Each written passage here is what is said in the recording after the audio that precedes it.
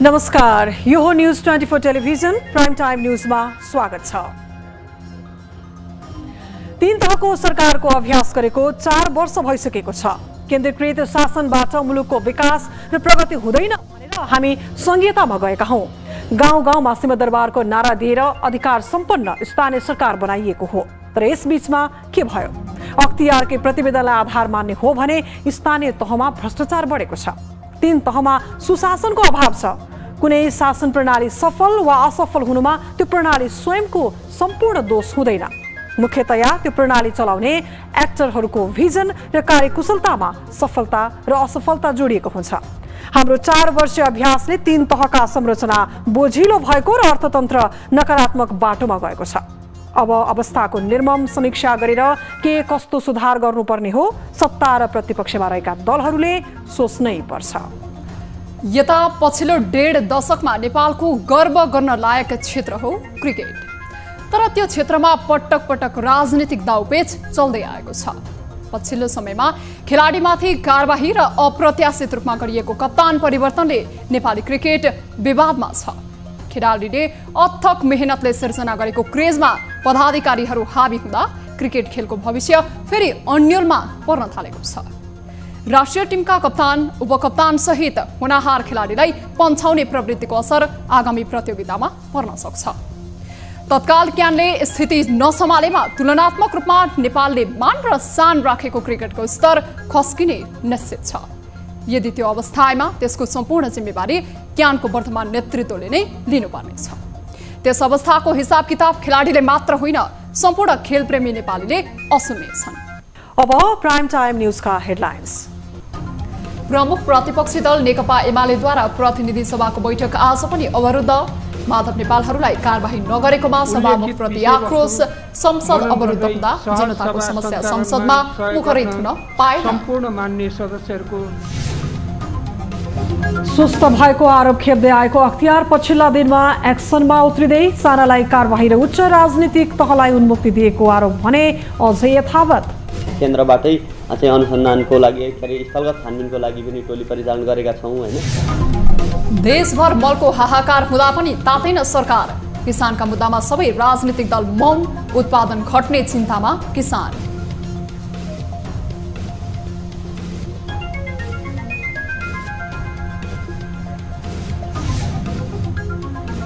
तरलता अभाव हटाउन अल्पकालीन उपायहरू अवलम्बन गरेको नेपाल राष्ट्र ब्याङ्कको स्पष्टोक्ति। दीर्घकालीन समाधान नखोज्दा समस्या भइरहेको ब्याङ्कर्सहरूको गुनासो।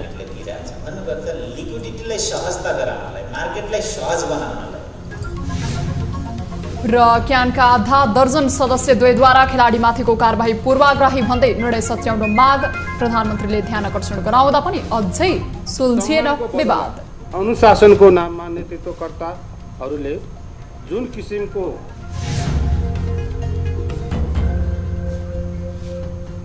Prime time news. हामी निरन्तर न्यूजमा छौं। प्रमुख प्रतिपक्षी दल नेकपा एमालेको विरोधका बीच बुधबार पनि प्रतिनिधि सभाले विभिन्न अध्यादेश पारित गरेको छ।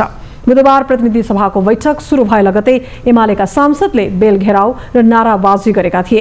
एमालेको विरोधपछि सभामुख अग्निप्रसाद सापकोटाले जनताको आवाज मुखरित हुने संसदमा जनताका प्रतिनिधिको आवाज थुन्ने अवस्था आएको भन्दै यसले जनतामा निराशा उत्पन्न हुने बताउनु भयो। उहाँले संसदीय व्यवस्था सिद्धान्त मात्र नभएर समन्वयात्मक अभ्यास पनि भएकाले परिस्थिति र अवस्था सधैँ नहुने हुँदा सरकारलाई काम गर्न दिन र संसद सञ्चालनमा सघाउन सांसदलाई पुनः ध्यानाकर्षण गराउनु भयो। परिस्थिति र परिवेश सधैँ एकै रहँदैन। समसामयिक रूपमा परिस्थिति अनुकूल राष्ट्रिय हितलाई ध्यानमा राखी कार्य सम्पादन गर्नु र सरकारलाई गर्न लगाउनु सदनको प्रमुख कर्तव्य पनि हो। उल्लेखित विषयवस्तु मनन गर्दै सहज सभा सञ्चालनमा सहयोग गर्न सम्पूर्ण मान्य सदस्यहरूको ध्यान आकर्षण गराउन चाहन्छु। एमालेका सांसदहरूले विरोध कायमै राखेपछि सभामुख सापकोटाले कार्यसूचीलाई अघि बढाउनु भएको थियो। बैठकले नेपाल प्रहरी र प्रदेश प्रहरी कार्य सञ्चालन, सुपरिवेक्षण र समन्वय पहिलो संशोधन अध्यादेश 2078 तेजाब तथा अन्य घातक रासायनिक पदार्थ सम्बन्धी अध्यादेश, सामाजिक सुरक्षा अध्यादेश र रेलवे अध्यादेश 2078लाई स्वीकृत गरेको छ। प्रतिनिधि सभाको अर्को बैठक पौष 18 गते आइतबार बोलाइएको छ। गत साउन 1 गते एमालेका तत्कालीन नेता माधव कुमार नेपाल सहित 14 सांसदलाई कारबाहीका लागि सिफारिस गरिएकोमा त्यसको सुनवाई नगरेर पार्टी विभाजन गराउने कार्यमा सभामुखबाट सहयोग गरिएको आरोप एमालेले लगाउँदै आएको छ। सत्तारूढ दल र प्रतिपक्षी दलको लुकामारीका बीच संघीय संसद प्रभावकारी रूपमा चल्न सकेको छैन, जसका कारण मुलुकलाई दुर्गामी असर पार्ने कानून बन्न सकिरहेका छैनन्। 9 महाधिवेशनदेखि अवरोध जारी राखेको नेकपा एमाले 10औं अधिवेशनमा पनि निरन्तर अवरोध गर्दै आएको छ। सत्तारूढ दलहरू नेकपा एमाले संसदलाई बन्धक बनाउन नहुने तर्क गरिरहेका छन्, तर नेकपा एमाले टस मस नहुने रणनीतिमा छ। संसदमा लामो समयदेखि देखिएको अवरोधका सन्दर्भमा न्युज 24 सहकर्मी सरोज बस्यालले विभिन्न राजनीतिक दलहरूको प्रतिक्रिया लिएका छन्। उहाँहरूले जुन विषय उठाइरहनु भएको छ, मलाई लाग्छ सम्बद्ध पक्षको पर्याप्त ध्यानाकर्षण भइसकेको अवस्था छ। उहाँलाई त्यो महसुस भएको हुनुपर्छ र संसद सुचारू हुँदा उहाँहरूले राख्नुपर्ने विषय र त्यसको जवाब माग्ने ठाउँ पनि पाइन्छ। एकहोरो विरोध मात्रै भयो भने त्यसको जवाब कसले दिने? जनजीवनका, राष्ट्रियताका, जनजीविकाका थुप्रै सवालहरू छन्। यसलाई त्यो मात्र होइन, यहाँ चाहिँ महत्त्वपूर्ण विधेयकहरू छन्, यसलाई अगाडि लानु पर्यो भन्ने कुराहरू हो। अब कहिलेसम्म अवरुद्ध हुन्छ भन्ने कुरो त अवरुद्ध गर्ने दललाई सोध्नु पर्यो। यो एउटा अराजकतावादी कुरा हो। जोसँग तर्कहरू सिद्धिन्छन्, शक्ति सिद्धिन्छ, बौद्धिकता सिद्धिन्छ, मर्यादा सिद्धिन्छ, संवैधानिकता सिद्धिन्छ, त्यस्ता मानिसहरू बल प्रयोगमा लाग्छन्। मूर्खतापूर्ण बल प्रयोग, यो मूर्खतापूर्ण बल प्रयोग भन्दा बढ्ता केही पनि होइन। कुनै राष्ट्रिय मुद्दा होइन, अन्तर्राष्ट्रिय मुद्दा होइन, आफ्नो पार्टी फुट्यो भन्ने न्यूमा यसरी बन्धक बनाउनु बिल्कुल गैर लोकतान्त्रिक गतिविधि हो। होइन, अब उनको मागहरू छ, त्यो मागहरू सम्बोधन गर्ने तरफ केही भएको छैन। जुन प्रकारले निरन्तर रूपमा संसद अवरुद्ध हुने अनि प्रमुख प्रतिपक्ष र सरकार दुवै यस विषयमा चाहिँ गम्भीर नबन्ने जुन काम भएको छ एकदमै दुःखदायी छ। संसदलाई चाहिँ नि जुन विषयमा अवरोध गरिरहेको छ यो नितान्त असंवैधानिक, गैर कानुनी र एकदमै चाहिँ नि व्यक्तिगत आग्रहको आधारमा गरिएको छ।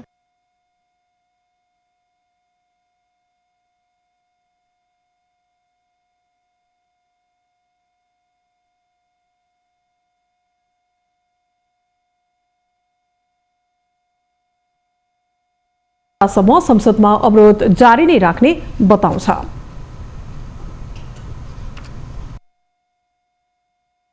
जहिलेसम्म संसदको जुन किसिमको एउटा व्यवहार छ र संविधानभन्दा विपरीतका कुराहरू गरिरहेको छ र एउटा चाहिँ नेपाली जनताले चुनेको एउटा संसदमा चाहिँ जुन एक किसिमको विभेदता छ त्यो अन्त्य नहुन्जेल चाहिँ हामी चाहिँ यो प्रयास चाहिँ जारी राख्छौँ। हामी सभामुखले संसदभित्र गम्भीर पक्षपातपूर्ण व्यवहार गर्नुभएको छ, त्यो उहाँले नसच्याएसम्म वा उहाँलाई त्यो रियलाइज नगरेसम्म यो जारी रहन्छ। एमालेको विरोधका बीच नै सरकारले अत्यावश्यक विधेयकहरू अगाडि बढाउँदै आएको छ, तर प्रतिपक्षी दलको निरन्तरको अवरोधका कारण संसद पूर्ण रूपमा चल्न भने सकेको छैन। नेकपा माओवादी केन्द्रले पुस 11 देखि 13 गतेसम्म हुने प्रथम राष्ट्रिय सम्मेलनको तयारी तीव्र पारेको जनाएको छ। राष्ट्रिय सम्मेलनका विषयमा जानकारी दिन बुधबार पार्टी कार्यालय पेरिस डाँडामा पत्रकार सम्मेलन गर्दै माओवादीले राष्ट्रिय सम्मेलनमा 1533 प्रतिनिधि हुने जानकारी समेत गराएको छ। पत्रकार सम्मेलनमा माओवादी प्रवक्ता कृष्ण बहादुर महराले प्रदेशबाट प्रतिनिधित्व गर्ने संख्या 803 हुने जनाउनु भयो। त्यस्तै आयोजकका तर्फबाट 179 जनाले प्रतिनिधित्व गर्नेछन्। त्यस्तै सल्लाहकारहरूबाट 149 हुनेछन्। केन्द्रीय प्रतिनिधि 27 जना हुनेछन् भने ज्येष्ठ कम्युनिस्ट मञ्चबाट 125 जना प्रतिनिधि हुनेछन्। जम्मा प्रतिनिधिको 5% 73 जना मनोनित हुनेछन्। केन्द्रीय विभागबाट 102 र आयोगबाट 75 जना प्रतिनिधि हुनेछन्। महाधिवेशन नभएर सम्मेलन मात्रै भएका कारण कुनै देशभित्र र बाहिरबाट कुनै पनि अतिथिलाई आमन्त्रण नगरिने बताउनु भयो।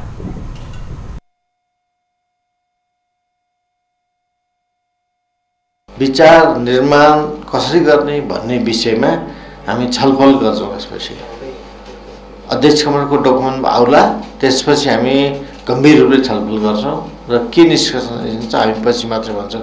हामी सम्मेलनको अन्त्यमा फेरि पत्रकार सम्मेलन गर्ने नै छौँ, त्यसलाई हामी सबै कुरा भन्ने छौँ। उहाँले सम्मेलनका लागि राजनीतिक वैचारिक तयारीका लागि अध्यक्ष पुष्पकमल दाहाल प्रचण्डले प्रतिवेदन लेखिरहेको जानकारी दिनुभयो। नयाँ क्रान्तिकारी विचार निर्माण र नयाँ क्रान्तिकारी पार्टी निर्माण गर्नका लागि सम्मेलन केन्द्रित हुने महराले बताउनुभयो। हामी अरू पार्टी जस्तो होइन, अरू पार्टी जस्तो बनाउँछ उस्तै पार्टी बन्छ भन्ने होइन। हामी अलि फरक ढङ्गको पार्टी निर्माणमा छौँ।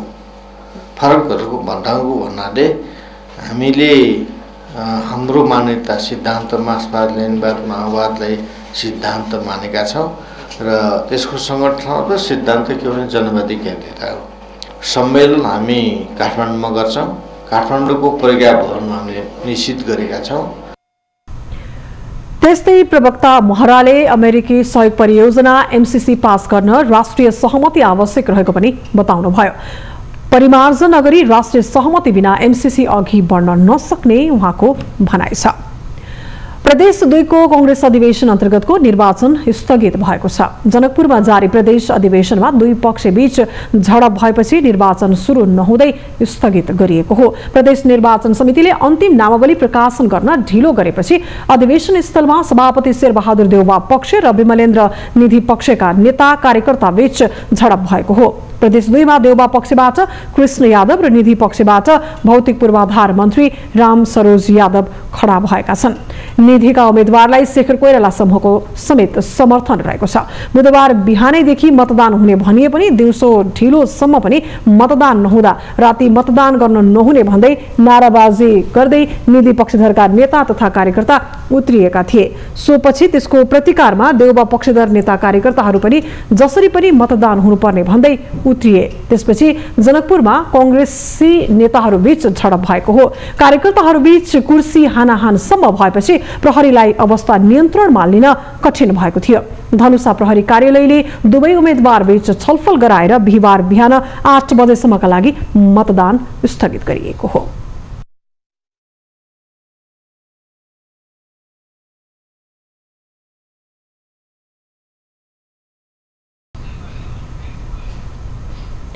संवैधानिक दायित्व पूरा गर्न नसकेको आरोप लागिरहेको अख्तियार दुरुपयोग अनुसन्धान आयोग पछिल्ला दिनमा गतिशील बन्न थालेको छ। भ्रष्टाचारका ठूला प्रकरणमा आँखा चिम्लिएर सानामाथि केन्द्रित भएको आरोप लागिरहँदा केही समय यता भने आयोग एक्सनमा उत्रन थालेको छ। एक रिपोर्ट। अख्तियार दुरुपयोग अनुसन्धान आयोगले काठमाडौँ महानगरपालिकाका निर्देशक सहित 5 जना विरुद्ध विशेष अदालत काठमाडौँमा भ्रष्टाचार मुद्दा दायर गर्यो। आयोगको लामो समयपछिको यो सर्वाधिक राशिको अनियमितता विरुद्धको कारबाही हो। 69 करोड रुपैयाँको ठेक्का दिने क्रममा भएको भ्रष्टाचार हो यो। गलत लिखत तयार गरी निर्माण व्यवसायी छनौट गरेको आरोपमा महानगरका निर्देशक भैरव बहादुर बोगटी, खरिद इकाइ प्रमुख बखत बहादुर साउद, उपनिर्देशकद्वय सुमन अधिकारी वीर बहादुर खड्का र इन्जिनियर उमेश कुमार बुढाथोकी विरुद्ध आयोगले मुद्दा दायर गरेको हो। टेको स्थित महानगरको भवन निर्माण गर्न विद्युतीय बोलपत्र माग भएकोमा बोलपत्र मूल्याङ्कन प्रतिवेदनमा गलत लिखत बनाएको आयोगको दाबी छ। यति मात्र होइन, अघिल्लो मंगलबार आयोगले एकै दिन 3वटा मुद्दा दायर गरेको थियो। अघिल्लो साता मात्र भक्तपुरको चागु नारायण नगरपालिका सहित आधा दर्जन स्थानीय तहमा छापा समेत हानेको थियो।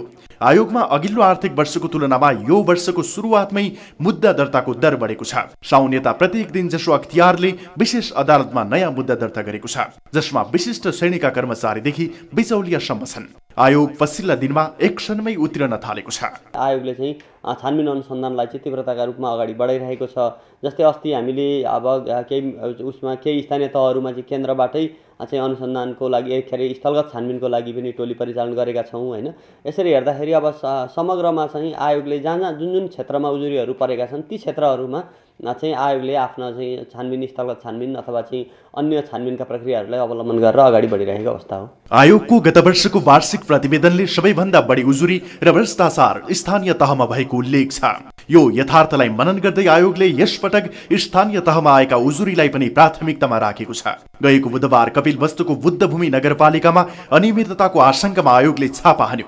अनियमितताको उजुरीको चाङ नै लागेपछि बक्राहा नरसिंह गाउँपालिकामा पनि छापामारी अनुसन्धानका कागजात बरामद गरिएको छ।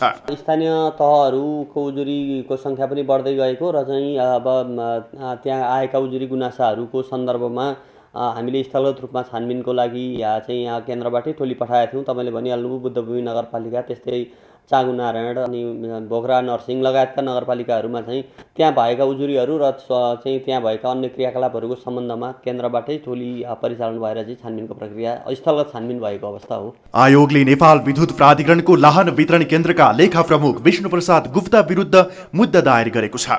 अवकाश प्राप्त कर्मचारीले बिमा बापत पाउने सुविधा उनले हिनामिना गरेको आयोगले जनाएको छ।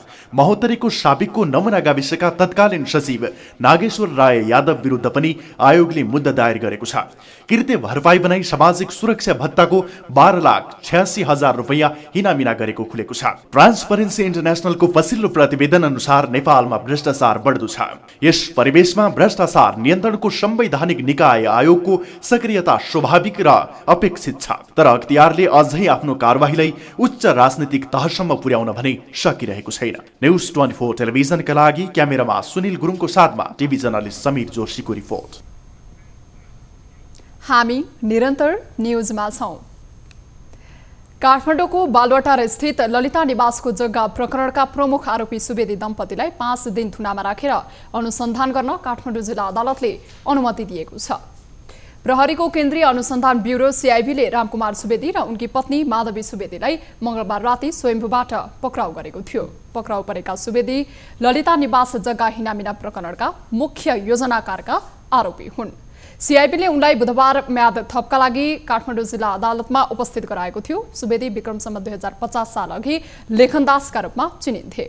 त्यही क्रममा पञ्चायतकालमै सरकारले मुआब्जा दिएर अधिग्रहण गरेको ललिता निवासको जग्गा तत्कालीन भोगाधिकारी रहेका सुवर्ण शमशेरका नातेदारसँग मिलेर व्यक्तिको नाममा ल्याउन सुवेदीले बिचौलियाको भूमिका खेलेको आरोप छ। विक्रमसम्म 2049 देखि 2069 गरी 4वटा सरकारका पालामा करिब 136 रोपनी भन्दा बढी जग्गा हडपिएको सीआईबीको अनुसन्धानबाट खुलेको छ। हडपिएको जग्गा मध्ये 74 जना व्यक्ति र 5 संस्थाको नाममा पुगेको छ। यो प्रकरणमा करिब 400 आरोपित मध्ये कीर्ति मुद्दा चलाउनु पर्ने सीआईबीको निष्कर्ष रहेको छ। सुवेदी दम्पति सहित 110 जना विरुद्ध सोही जग्गा प्रकरणमा बिगो कैद सहित हडपिएको जग्गा फिर्ताको माग दाबी सहित अख्तियार दुरुपयोग अनुसन्धान आयोगले 2076 साल माघ 22 गते विशेष अदालतमा मुद्दा दायर गरेको थियो। अख्तियारको अनुसन्धानपछि सुवेदी दम्पति फरार रहेका थिए। करिब 60 अर्ब रुपैयाँ अनुदानको अमेरिकी सहयोग परियोजना एमसीसी नेपालका लागि पेचिलो मुद्दा बनेको छ। विश्वका महाशक्ति राष्ट्र अमेरिका र चीनबीच बढ्दो दूरी र तनावबीच नेपाल पनि एमसीसी र बीआरआईको चेपुवामा परेको छ। एक रिपोर्ट। उत्तरी छिमेकी चीनले पछिल्ला दिनमा मिलेनियम च्यालेन्ज कर्पोरेसन एमसीसी अनुमोदन नगर्न दबाब दिँदै आएको छ। उता सरकार भने जतिसक्दो चाँडो एमसीसी संसदबाट अनुमोदन गराउनै पर्ने अवस्थामा छ। एकातिर एमसीसी अनुमोदन गराउने समय तालिका सकिएको महिनौं भइसकेको छ भने अमेरिकाको चासो र दबाब पनि सरकारमाथि बढी नै रहेको छ। एमसीसी जतिसक्दो छिटो अनुमोदन गराउने पक्षमा प्रधानमन्त्री शेरबहादुर देउवा रहेका छन्। तर माओवादी केन्द्रका अध्यक्ष पुष्पकमल दाहालले आफ्नो महाधिवेशनसम्म एमसीसी संसदमा प्रस्तुत नगर्न प्रधानमन्त्रीलाई भनेका छन्। कृष्ण बहादुर महरा, देव गुरुङ लगायतका माओवादीका नेताहरू एमसीसीको विपक्षमा उभिएका छन्। यता माधव कुमार नेपाल नेतृत्वको नेकपा एकीकृत समाजवादी पनि यथास्थितिमा एमसीसी अनुमोदन नगर्ने पक्षमा छ। तथापि दाहाल र नेपाल चेपुवामा पनि परेका छन्। एमसीसी अनुमोदनको पक्षमा माओवादी र एकीकृत समाजवादी नलागेमा यो गठबन्धन टुट्न सक्छ। यता मधेस केन्द्रित राजनीति गरिरहेको लोकतान्त्रिक समाजवादी पार्टीले एमसीसीको पक्षमा मत दिने निर्णय गरिसकेको छ। यो परिवेशमा सत्तासीन गठबन्धन टिकाउने कि भत्काउने भन्ने दाहाल र नेपालको हातमा पुगेको विश्लेषण कांग्रेस जनहरूको छ। एमसीसीमा नेपालले हस्ताक्षर गरिसकेको छ। 4.5 वर्षपछि संयोगले एमसीसीमा हस्ताक्षर गर्दा ताकाका प्रधानमन्त्री देउवाकै सरकार छ अहिले पनि। नेपालको तर्फबाट हस्ताक्षर गर्ने तत्कालीन अर्थमन्त्री ज्ञानेन्द्र बहादुर कार्की अहिले सञ्चार मन्त्री छन्। यसअघि नै पारित गर्ने वा अस्वीकार गर्ने बारे निर्णय नगर्दा एमसीसी झन्झन विवादास्पद र महाशक्ति राष्ट्रको चासोको विषय बन्न पुग्यो। नेपालमा एमसीसीको विरोध यो सैन्य रणनीति हो भन्दै गरिएको छ। एमसीसी अमेरिकाको इन्डो पेसिफिक रणनीतिको हिस्सा भएको र नेपालले यस्तो सैन्य रणनीतिमा सामेल हुन नहुने तर्क यसको विरोधीहरूले लगाउने गरेका छन्। तर अमेरिकाले एमसीसी सैन्य रणनीति होइन भनेर स्पष्ट गरेको छ। त्यो स्पष्टोक्तिबारे पनि नेपाल सरकारले प्रतिक्रिया दिएको छैन। एमसीसी कूटनीतिक मुद्दा पनि हो। निर्णय जे गर्ने हो छिटो गर्नु उचित हुन्छ। लामो समयसम्म अनिर्णयको बन्दी बन्दा कूटनीतिक रूपमा पनि राम्रो सन्देश जाँदैन। पूर्व प्रधानमन्त्री एवं नेकपा एमालेका अध्यक्ष केपी शर्मा ओलीले बालुवाटारलाई गठबन्धन भत्काएर एमसीसी पारित मात्रै होइन सरकार टिकाइदिने सन्देश पनि बारम्बार पठाइरहेका छन्। यो परिवेशमा अबका केही साता नेपाली राजनीति रोमाञ्चक बन्नेछ। नेकपा एकीकृत समाजवादीका अध्यक्ष माधव कुमार नेपालले जनतालाई विश्वासमा लिएर मात्र एमसीसीलाई अघि बढाउनु पर्ने बताउनु भएको छ। बुधबार रौतहटको वृन्दावन नगरपालिका 5 स्थित स्वास्थ्य चौकीको उद्घाटन गर्दै नेता नेपालले एमसीसी सम्झौताको विषयमा सरकारसँग छलफल भइरहेको भन्दै यस्तो बताउनु भएको हो। एमसीसीका बहानामा कुनै प्रकारको सुरक्षा रणनीति सम्बन्धी कार्य वा छिमेकी देशको विरुद्ध हुने गतिविधि स्वीकार गर्ने पक्षमा आफूहरू नरहेको उहाँको भनाइ छ। हम सब पूछ रहे थे है एमसीसी में है कथी कायलो हमारे बात भेल रहे एमसीसी के लोग सबसे हम पूछली कि कोनो किस्म के सैनिक गठबंधन में नेपाल सहभागी न होते, कोनो किस्म के सुरक्षा रणनीति के कोनो कैंप में नेपाल सहभागी न होते। उहाँले तत्कालीन प्रधानमन्त्री केपी शर्मा ओलीले विभिन्न समयमा गरेका सम्झौताले नेपाललाई अप्ठ्यारोमा पारेको आरोप पनि लगाउनुभयो। फरक प्रसङ्गमा उहाँले कृषकहरूले मल नपाउनु निकै दुःखद भएकोले यसको दीर्घकालीन समाधानका लागि नेपालमै मल कारखाना खोल्नुपर्नेमा जोड दिनुभयो। कि हरदम जो है बाहर से खाद लाए वाला चीज के बंद करना जरूरी है। नेपाल में खाद कारखाना कहाँ खड़ा न कल जाए। नेपाल में हम सब खाद कारखाना खड़ा कर सके सिंह में सब चला रहा छी। हम सब दोसर बात चल रहा है कि एगो गाय के गोबर हो एहन सब चीज के चलते ऑर्गेनिक कहल जाए छे। घरे के खाद जो है प्रयोग करके हम सब उत्पादन बढ़ा सके छे। कृषकहरूले पनि रासायनिक मल भन्दा पनि प्राङ्गारिक मल उत्पादन तथा प्रयोगमा जोड दिनुपर्ने धारणा राखेका थिए। राष्ट्रिय सभाको 19 सिटका लागि माघ 12 गते निर्वाचन हुँदैछ। यो निर्वाचनबाट सबै प्रमुख दलहरू राष्ट्रिय सभामा हाल कायम रहेको वर्चस्व जोगाउने रणनीतिमा छन्। खासगरी कांग्रेस माओवादी एकीकृत समाजवादी बीच गठबन्धन बनेको अवस्थामा नेकपा एमालेलाई पहिलेका 8वटा सिट जोगाउनु पर्ने चुनौती रहेको छ। एक रिपोर्ट।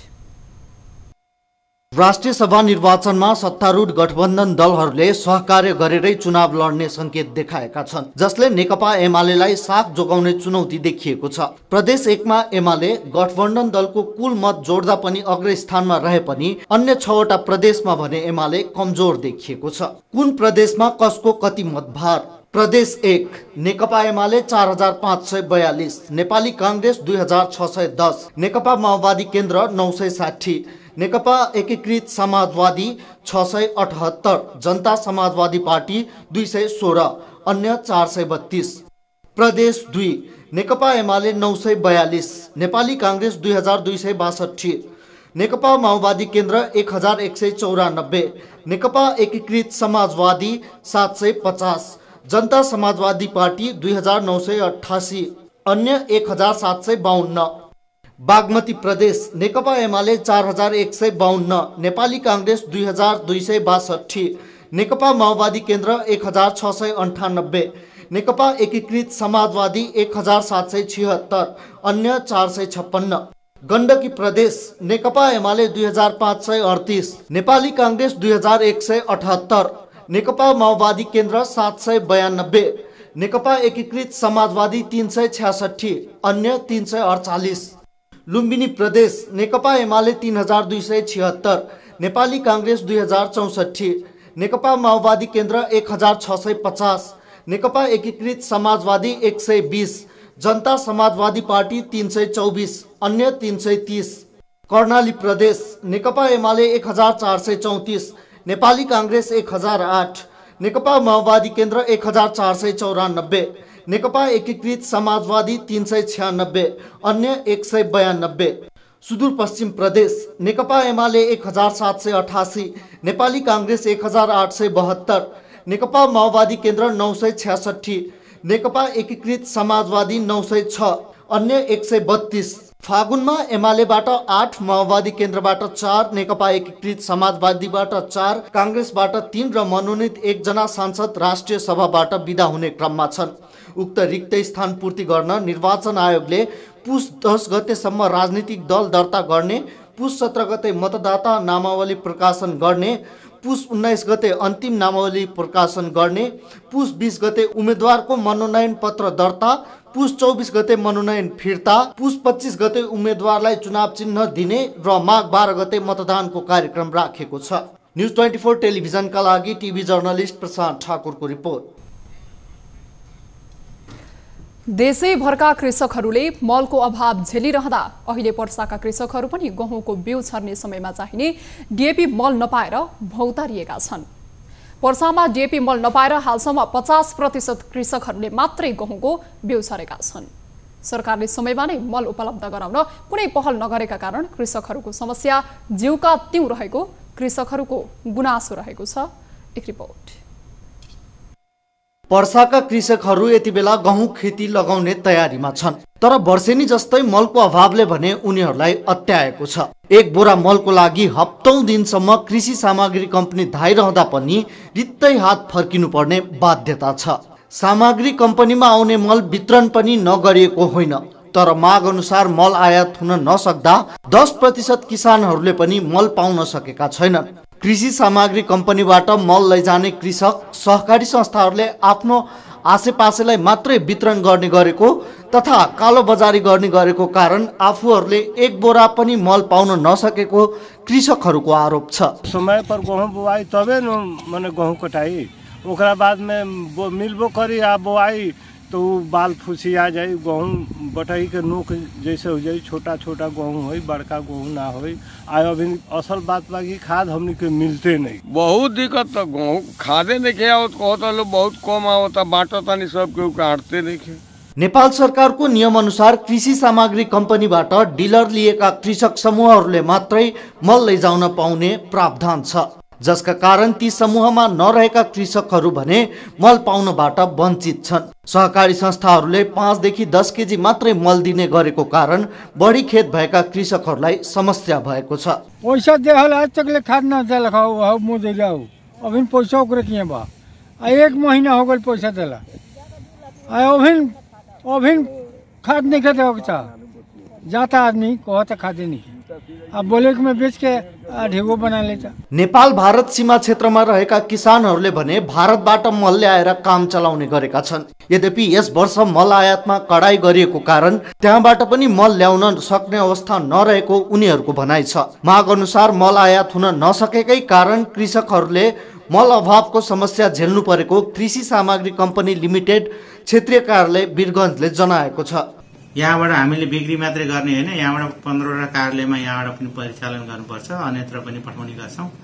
त्यसकारण त्यो मल अब भने यति चाहे यति त अनुसार पाउने अवस्था छैन। गत वर्ष पर्सामा 26,050 हेक्टरमा गहुँ खेती गरिएको थियो। यस वर्ष भने मल अभावका कारण गहुँ उत्पादनमा कमी आउने कृषि ज्ञान केन्द्र पर्साको ठहर छ। जति डिएपी पोटासहरू दिनुपर्ने त्यो बजारमा उपलब्ध नभएको र सरकारबाट पनि उपलब्ध गराउन नसकेको, साथै सीमा पारीबाट जुन खुला आउँथ्यो त्यो क्षेत्रमा पनि मलको अभाव भएकोले एकदम त्यहाँ एकदम किसान त्यहाँबाट पनि किन्न नपाएर चाहिँ एकदम उत्पादन बढ्नुको सट्टा अलि उत्पादन घट्ने नै एकदम अनुमान हुन्छ। 9,500 मेट्रिक टन मल आउनु पर्नेमा 9,000 मेट्रिक टन मात्रै आएको कृषि ज्ञान केन्द्रले जनाएको छ। 9,000 मेट्रिक टनमा पनि 6,000 मेट्रिक टन पर्सा जिल्ला बाहिर पठाइएको छ भने 2,000 टन पर्सा जिल्लामा बिक्री वितरण गरिएको छ। यसैगरी 9,500 मेट्रिक टन युरिया आउने क्रममा छ। आएपछि पर्सा लगायत यस कार्यालयको मातहतमा रहेका कार्यालयहरूमा पठाइने बताइएको छ। माग अनुसार नेपाल सरकारले 7 लाख मेट्रिक टन मल आयात गर्नुपर्ने हो, तर 2-3 लाख मेट्रिक टन मात्रै मल आयात गर्ने गरेको कारण वर्षेनी मल अभावको समस्या हुने गरेको छ। न्युज 24 का लागि पर्साबाट टिभी जर्नलिस्ट हरिशंकर शर्माको रिपोर्ट। न्युजहरू अझै बाँकी नै छन्, अहिलेलाई ब्रेक।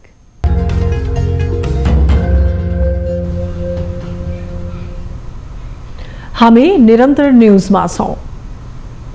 सरकारले केन्द्रीकृत SMS गेटवे कार्यक्रमको शुभारम्भ गरेको छ। बुधबार सञ्चार तथा सूचना प्रविधि मन्त्रालयमा भएको कार्यक्रममा सञ्चार तथा सूचना प्रविधि मन्त्री ज्ञानेन्द्र बहादुर कार्कीले केन्द्रीकृत SMS गेटवे कार्यक्रमको शुभारम्भ गर्नुभयो। सो क्रममा सञ्चार मन्त्री कार्कीले सूचना र प्रविधिसँग लक्षित वर्गलाई जोडेर राज्यले प्रदान गर्ने सेवा उपलब्ध गराउनु अहिलेको आवश्यकता भएको बताउनुभयो। साथै उहाँले लक्षित वर्गले त्यसबाट लाभ लिएको छ कि छैन भन्नेतर्फ पनि गम्भीरतापूर्वक विश्लेषण गर्नुपर्ने समेत उल्लेख गर्नुभयो।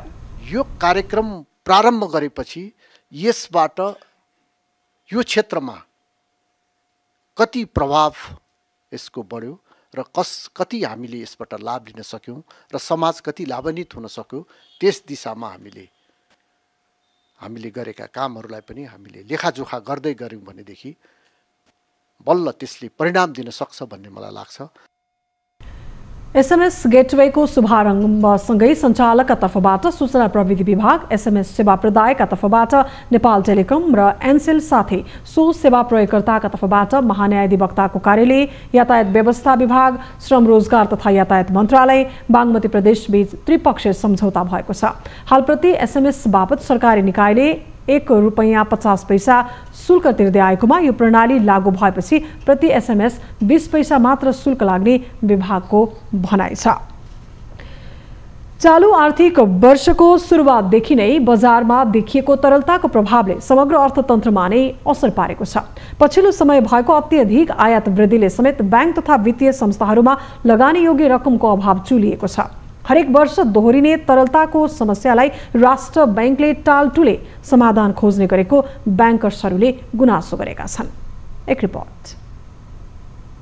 पछिल्लो समय बैंक तथा वित्तीय संस्थाहरूमा तरलता अर्थात् लगानी योग्य रकमको अभाव चुलिएको छ। लगातार भइरहेको व्यापार घाटा र बढ्दो आयातले देशको अर्थतन्त्रमा नै प्रत्यक्ष प्रभाव त पारेको नै छ, साथै यसको प्रभाव बैंकिङ प्रणालीमा समेत देखिएको हो। नेपाल राष्ट्र बैंकले गरेको अन्तर्क्रियामा अर्थतन्त्र पुनरुत्थानका लागि कर्जाको माग अत्यधिक बढेर देश आयातमुखी प्रणालीमा गएको जानकारी दिइयो। तर बैंकर्सहरूले भने बैंकिङ प्रणालीमा देखिने तरलताको अभाव आजको मात्रै नभएर हरेक आर्थिक वर्षको प्रमुख समस्या भएको जनाएका छन्। राष्ट्र बैंकले बजारमा देखिएको तरलताको समस्यालाई सधैँझै सामान्य रूपमा लिएको गुनासो गरेका छन्। तरलताको अभावको दीर्घकालीन व्यवस्थापन गर्न राष्ट्र बैंकले पहल नगरेको बैंकर्सहरूको भनाइ छ। अलिकति हाम्रो कर्जा वृद्धि हुने बित्तिकै तरलताको अवस्थामा हामी चाहिँ आइपुग्छौँ, किनभने हामी जुन स्रोतबाट आधारित हुनुपर्छ लङ टर्म प्रोस्पेक्टमा रिसोर्सेसहरू नभएको कारणले प्राइसमा पनि हामी स्टेबिलिटी छैन। कोभिड-19 पछिको आर्थिक अवस्थाको पुनरुत्थान र अत्यधिक मात्रामा भएको आयात वृद्धिका कारण नै बैंकिङ प्रणालीमा तरलताको समस्या देखिएको छ। आयातलाई निरुत्साहन गर्न राष्ट्र बैंकको नीतिले तरलतामा सहयोग पुर्याउने अपेक्षा गर्न सकिन्छ। बैंकिङ प्रणालीमा देखिएको तरलताको व्यवस्थापनका लागि राष्ट्र बैंकले अल्पकालीन उपाय अपनाउँदै समस्या समाधान गर्दै आएको बताएको छ, जसको दीर्घकालीन समाधानका लागि अझै अध्ययन गर्दै नीतिगत सुधार गर्न आवश्यक भएकाले त्यो काम छिट्टै अगाडि बढाउने राष्ट्र बैंकको भनाइ छ। राष्ट्र बैंकले एडिसनल मार्केट दिएकै विषय हो त्यो भने यो ओपन मार्केट यो के अरे SLFR इत्यादि मार्फत गएको फिगर पनि करिब 1 खर्ब 36 अर्बको छ। भन्नुको अर्थ झन्डै 2.5 खर्ब रुपियाँ त आज पनि हामी मार्केटले दिइरहेको छ। भन्नुको अर्थ लिक्विडिटीलाई सहजता गराउनलाई, मार्केटलाई सहज बनाउनलाई हामीले रोक्नु थियो, टाइटै गर्नु थियो भने त किन दिन्थ्यौँ होला त्यत्रो, होइन हामी रोक्न सक्थ्यौँ। हामीले सहज गराउनै खोजिरहेको छ। कार्यक्रममा राष्ट्र ब्याङ्कले चालु आर्थिक वर्षको पहिलो 4 महिनाको आर्थिक अवस्थाको बारेमा जानकारी गराएको थियो, जसमा राष्ट्र ब्याङ्कले अर्थतन्त्र पुनरुत्थानमा गएको कारण तरलता अभाव भएको जनाएको छ। तर समाधानका लागि राष्ट्र ब्याङ्कले सार्थक पहल भने गरेको देखिँदैन। न्युज 24 टेलिभिजनका लागि क्यामेरामा कान्छा डङ्गोलका साथमा टिभी जर्नलिस्ट खगेश्वरी कार्कीको रिपोर्ट। प्रदेश नम्बर 1 सरकारको न्यूनतम साझा कार्यक्रम तयार गर्न गठित समितिको प्रतिवेदन मुख्यमन्त्री राजेन्द्र राईलाई बुझाइएको छ। कार्यक्रम तयार गर्न गठित नेपाली कांग्रेसका प्रदेश सांसद शेखर चन्द्र थापा सहितको कार्यदलले कार्यक्रमको मस्यौदा तयार गरेर मुख्यमन्त्री राईलाई बुझाएको हो। न्यूनतम साझा कार्यक्रममा प्रदेश सरकारले गर्ने अल्पकालीन तथा दीर्घकालीन कार्य उल्लेख भएको र स्वास्थ्य, शिक्षा, कृषि राहत कार्यक्रम र कोभिडलाई प्राथमिकतामा राखिएको छ। प्रदेशको धरातली यथार्थलाई आत्मसात गरेर साधन र स्रोतको सीमिततालाई मध्यनजर गर्दै र प्रदेशका जनताको अपेक्षालाई सम्बोधन गर्ने किसिमबाट र प्रदेशको जनताको भावनालाई आत्मसात गर्ने किसिमबाट हामीले आफ्ना न्यूनतम साझा कार्यक्रमहरू निर्माण गरेका छौँ। न्यूनतम साझा कार्यक्रमको मस्यौदा ग्रहणपछि मुख्यमन्त्री राजेन्द्र कुमार राईले सरकारले न्यूनतम साझा कार्यक्रम पौष 9 गते शुक्रबार सार्वजनिक गर्ने तयारी गरेको पनि बताउनुभयो।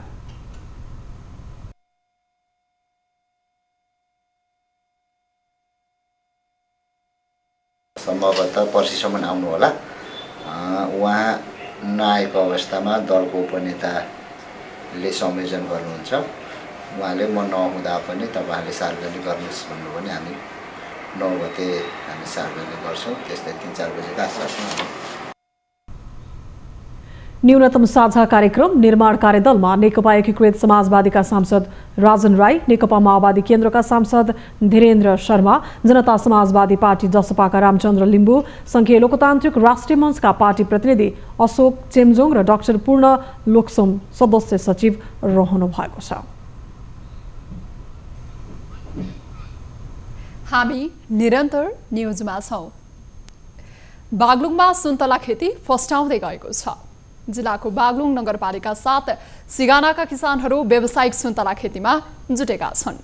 वार्षिक 2 करोड रुपैयाँ भन्दा बढीको सुन्तला बिक्री गर्न सफल सो क्षेत्रका कृषकहरूमा परनिर्भरता समेत घट्दै जान थालेको छ। एक रिपोर्ट। बागलुङ नगरपालिका 8 सिगानाका कृषकहरू व्यावसायिक सुन्तला खेतीमा आकर्षित भएका छन्। परम्परागत खेतीबाट दैनिकी धान्नै मुस्किल भएपछि कृषकहरू व्यावसायिक खेतीमा जुटेका हुन्। यसको प्रतिफल समेत राम्रै आइरहेको उनीहरूको भनाइ छ। विगतका दिनहरूमा बजारीकरणमा केही समस्या भए पनि अहिले सडक सञ्जालमा जोडिएसँगै त्यो समस्या टरेको कृषक बताउँछन्। 37 सालदेखि अहिलेसम्म अब यसलाई निरन्तर रूपमा यही व्यवसायमा म तल्लिन्छु र यसमा भएका रोग किराहरू सबै जानकारी छ र यसको भण्डारण व्यवस्था पनि मलाई सहयोग भएको छ। सिगानामा अहिले करिब 12,000 भन्दा बढी बोटमा सुन्तला फलेको छ। गाउँमै सुन्तला प्रति किलो 60 देखि 80 सम्मका दरले बिक्री भइरहेको हुँदा एक बोटबाटै कम्तीमा 10,000 र बढीमा 30,000 सम्म आम्दानी हुने गरेको छ। यस वर्ष समग्र रूपमा 2 करोड रुपैयाँको व्यापार हुन सक्ने अनुमान छ। सुन्तला भण्डारण, बजारीकरण लगायतका अन्य कार्यमा स्थानीय सरकारले सहजीकरण गरिरहेको जनप्रतिनिधि बताउँछन्। यसलाई बजार व्यवस्थापनको लागि भन्नाले हामी बगैँचाबाटै कृषकहरूको बगैँचाबाटै व्यवसायहरू पोखरा, चितवन, बुटवल, काठमाडौँबाट यहीँ आएको अवस्था छ अहिले। त्यसकारण हामीलाई यो बजार व्यवस्थापनको लागि अप्ठ्यारो परिस्थिति छैन। सिगानामा सुन्तला भण्डारका लागि गण्डकी प्रदेश सरकारको 30 लाख लागतमा सुन्तला चिस्यान केन्द्र निर्माण गरिएको छ। चिस्यान केन्द्रमा राखेका सुन्तलालाई बेमौसममा प्रति केजी 100 देखि 150 रुपैयाँमा बिक्री हुँदै आएको छ। अहिले पोखरा, चितवन, बुटवल, काठमाडौँ लगायत स्थानबाट व्यापारी सुन्तला खरिदका लागि आइरहेका छन्। यहीबाट डाइरेक्ट लाने, बिचौलाई छोडिदिने, बिचौले खान पाइएन, सिधा जनताबाट पुर्याइदिने काम हो हाम्रो। बजार सबै व्यवस्थापनहरू सबै थाहा, कसरी बिक्री गर्ने, के गर्ने भन्ने तरिकाहरू सबै हाम्रो यस आफ्नो तरिकाले बेचिन्छ। अनि उनीहरूले हामीले यहाँ लैजाँदाखेरि उनीहरूले घरमै पैसा आउने भयो। एउटा चाहिँ घरमै आउने भयो। उनीहरूले केही दुःख गर्नु भएन। सबै हामीले जुटाएर खेतला जुटाएर सबै गरिन्छ हामीले। यस सिजनको गाउँमा उत्पादित अधिकांश सुन्तला पोखरा निर्यात भइरहेको छ। यसरी व्यावसायिक सुन्तला खेतीबाट कृषकहरू आत्मनिर्भर भइरहेको हुँदा उनीहरूको हौसला बढाउन स्थानीय, प्रदेश तथा सङ्घ सरकारले आवश्यक सिप तालिम तथा आर्थिक एवं प्राविधिक सहयोग गर्न आवश्यक छ। न्युज 24 टेलिभिजनका लागि बागलुङबाट टिभी जर्नलिस्ट रामप्रसाद घिमिरेको रिपोर्ट। अब हेल्थ न्युज।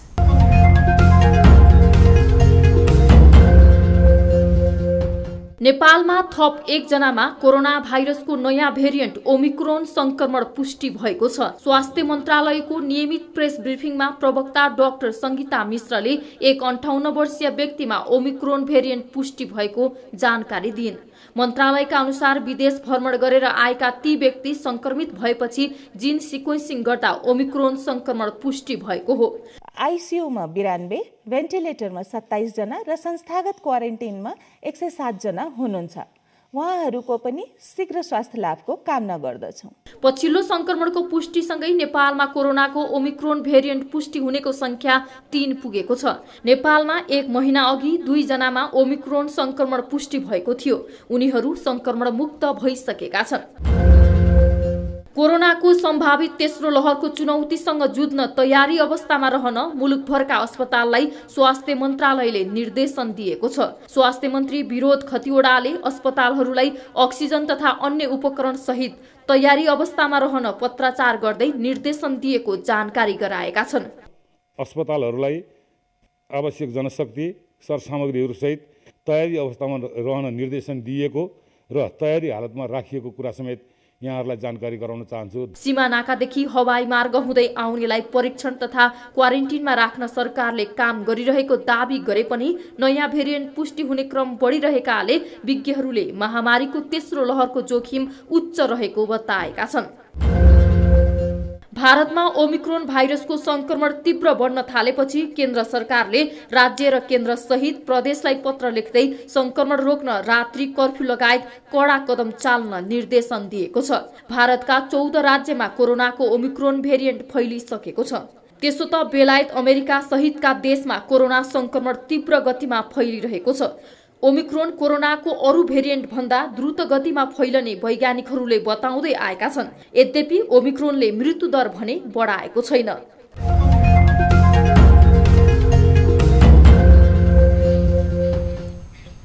अब बिजनेस न्युज।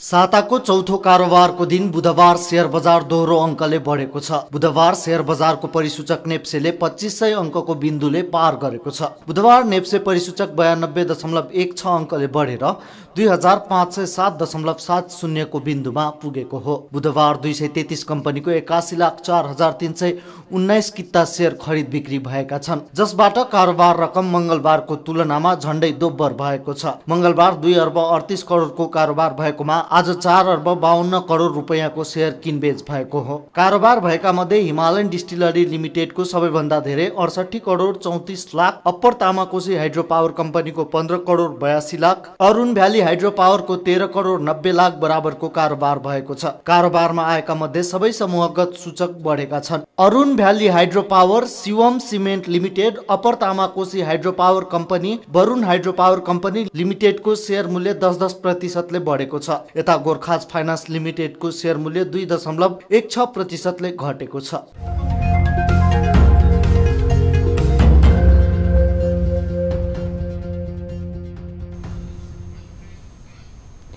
न्युजहरू अझै बाँकी नै छन्, अहिलेलाई ब्रेक।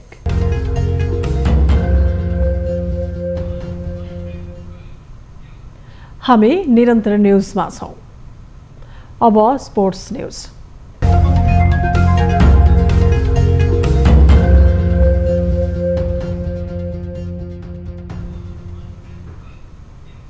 नेपाल क्रिकेट संघ क्यानले खेलाडीमाथि गरेको कारबाहीलाई लिएर क्यानभित्र नै असन्तुष्टि बढेको छ। क्यानका 6 जना बोर्ड सदस्यले पत्रकार सम्मेलन गरेर खेलाडीमाथिको कारबाही फिर्ता लिन माग गरेका छन्। उनीहरूले क्यानको कदम अन्यायपूर्ण भएको भन्दै पुनर्विचार गर्न समेत आग्रह गरेका छन्। एक रिपोर्ट। नेपाल क्रिकेट संघ क्यान र क्रिकेटर बीचको विवादले अहिले नेपाली खेल क्षेत्र तातिएको छ। ज्ञानेन्द्र मल्ललाई कप्तान र दिपेन्द्रलाई उपकप्तानबाट हटाउने निर्णय विवादमा परेको छ। उनीहरूसहित सोमपाल कामी र कमल सिंह ऐरीलाई गरिएको कारबाहीले खेल जगत मात्रै होइन राष्ट्रिय राजनीतिको पनि ध्यान तानेको छ। क्यानले मङ्सिर 29 गते अनुशासनको कारण देखाउँदै उनीहरूलाई कारबाही गरेपछि प्रधानमन्त्री निवास बालुवाटारदेखि माओवादी केन्द्रका अध्यक्षको निवास खुमलटारसम्म यो विषयले प्रवेश पाएको छ।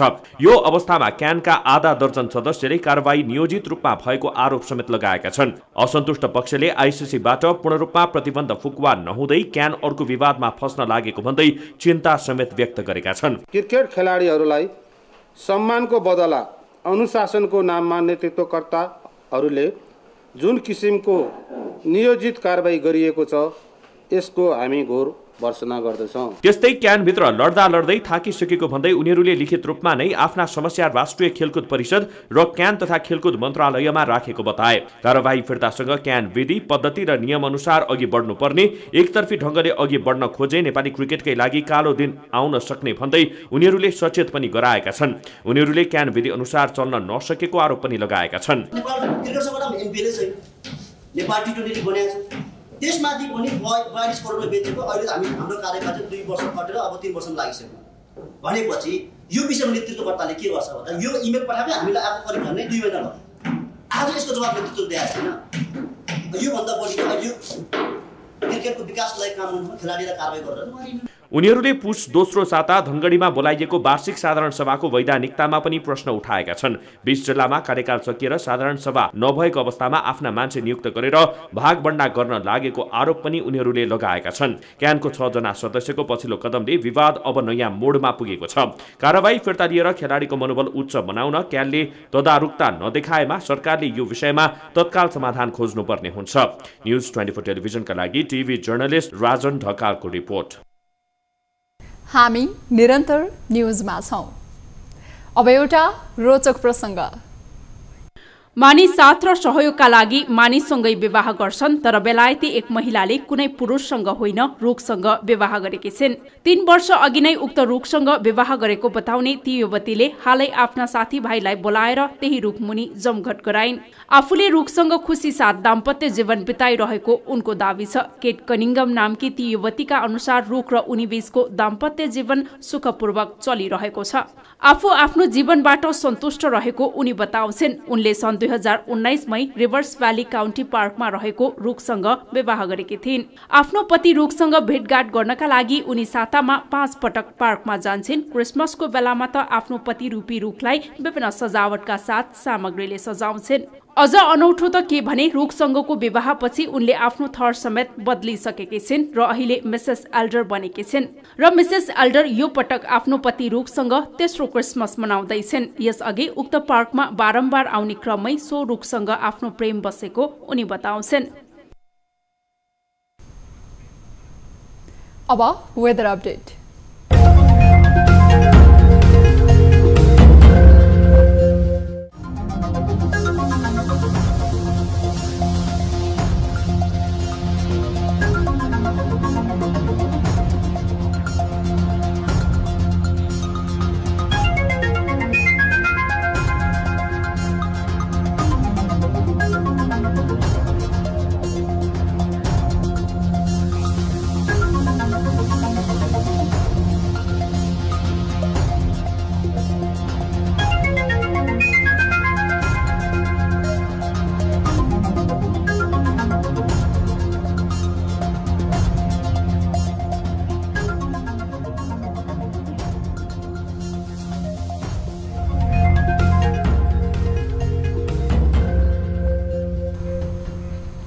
अब प्राइम टाइम न्यूज सक्नु अघि अहिलेसम्मका हेडलाइन्स पुनः एकपटक।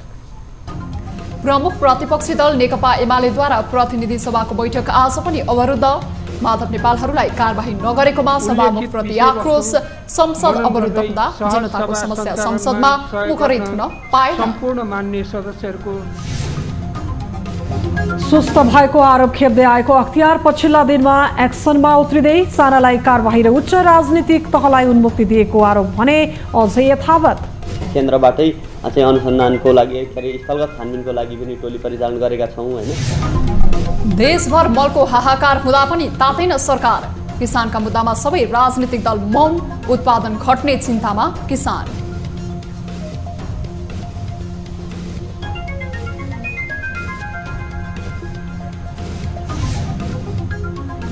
तरलता अभाव हटाउन अल्पकालीन उपायहरू अवलम्बन गरेको नेपाल राष्ट्र ब्याङ्कको स्पष्टोक्ति। दीर्घकालीन समाधान नखोज्दा समस्या भइरहेको ब्याङ्कर्सहरूको गुनासो।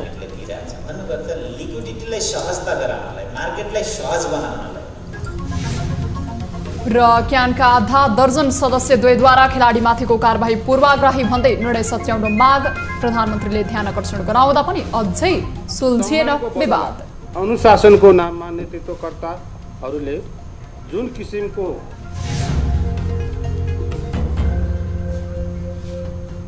प्राइम टाइम न्यूज अहिलेलाई यति नै। जाँदा जाँदै ताली र गाडीका लागि हामीले सोधेको प्रश्न। एमसीसीको विषयमा दलहरूको विवादले सत्ता गठबन्धनको आयुमाथि प्रश्न सिर्जना गरेको छ। एमसीसी पारित गर्न दलहरू मिल्नुपर्छ भन्नेले तालीमा र होइन आफ्नो अडान छोडेर एमसीसीलाई जस्ताको तस्तै पारित गर्नुहुन्न भन्नेले गाडीमा। हाम्रो पात्रोको एप्लिकेसनमा गई भोट गर्न सक्नुहुनेछ। थप न्यूजका लागि हाम्रो वेबसाइट www.news24nepal.com हेर्नुहोला। साथै हामीलाई फेसबुक, ट्विटर र युट्युबमा पनि फलो गर्न सक्नुहुनेछ। यस्तै मोबाइल, इमेल र भाइबरबाट न्यूज 24 को हेल्प डेस्कमा केही समस्या र गुनासा छन् भने सम्पर्क गर्न सक्नुहुनेछ। हामी निरन्तर न्यूजमा छौं। नमस्ते।